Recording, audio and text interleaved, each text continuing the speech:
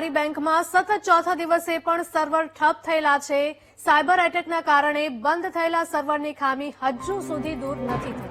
Cyber એટેકના કારણે હજારો કરોડોના ટ્રાન્ઝેક્શન છેલ્લા 4 દિવસથી અટકી પડ્યા છે, તેમજ 300થી વધારે બેંકમાં સર્વર છેલ્લા 4 દિવસથી બંધ હાલતમાં છે।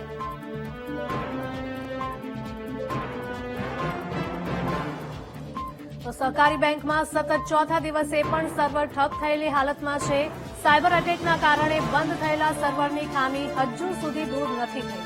સાયબર એટેકના કારણે હજારો કરોડોના ટ્રાન્ઝેક્શન છેલ્લા 4 દિવસથી અટકી પડ્યા છે, તેમજ 300થી વધારે બેંકમાં સર્વર છેલ્લા 4 દિવસથી બંધ હાલતમાં છે।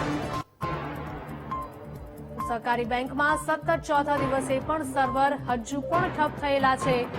સાયબર એટેકના કારણે બંધ થયેલા સર્વરની ખામી હજુ સુધી દૂર નથી કરવામાં આવી। સાયબર એટેકના કારણે હજારો કરોડોના ટ્રાન્ઝેક્શન છેલ્લા 4 દિવસથી અટકી પડ્યા છે, તેમજ 300થી વધુ બેંકમાં સર્વર છેલ્લા 4 દિવસથી બંધ હાલતમાં છે।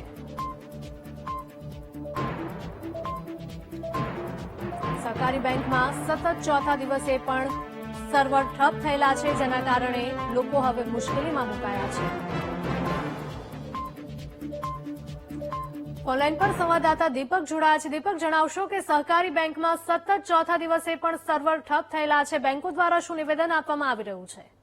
હિરલ, આજે ચોથા દિવસે પણ જે સહકારી બેંકો છે 300થી પણ વધારે જેટલી જેના સર્વર ઠપ જોવા મળી રહ્યા છે। સાયબર એટેકને કારણે સહકારી બેંકોના સર્વર જે છે તે બંધ હોવાનું નિવેદન આપવામાં આવ્યું છે।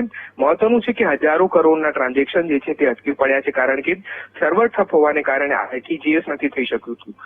લગભગ સહકારી વાત કરવામાં આવે ડીસી, જીએસસી સહિતની 300 જેટલી બેંકો છે રાજ્યની, તે ચોથા દિવસે પણ તેમનો સર્વર ઠપ છે અને તેના કારણે ટ્રાન્ઝેક્શન જે છે તે અટકી પડ્યા છે। ક્યાં સુધી થશે તે ચોક્કસ માહિતી નથી મળી, પરંતુ ચોથા દિવસે પણ ત્યારે ટ્રાન્ઝેક્શન નથી થઈ શકતા, આરટીજીએસ નથી થઈ શકતું, જેના કારણે અનેક લોકોએ હાલાકીનો સામનો કરવો પડી રહ્યો છે। હિરલ, જી બિલકુલ દીપક, આભાર।